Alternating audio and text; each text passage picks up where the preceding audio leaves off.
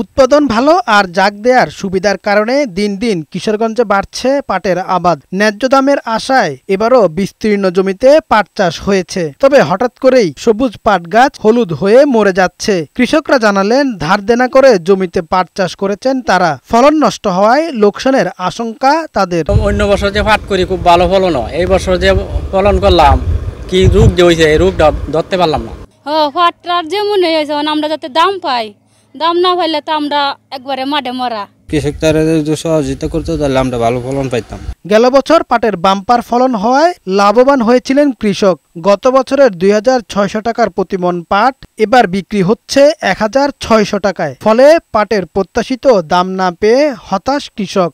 কৃষি বিভাগ বলছে, ভারতীয় কেনাফ জাতীয় বীজে রোপণ করা পাট গাছগুলো ভাইরাসে আক্রান্ত হচ্ছে। তবে এই ভাইরাস নিয়ে গবেষণা চলছে। উপজেলায় মোজাইক ভাইরাসের আক্রমণ দেখা গেছে। গবেষণা প্রতিষ্ঠানের নিকট এই বিষয়টি অবগত করেছি যে এই ভাইরাস প্রতিরোধী জাত উদ্ভাবন করার জন্য।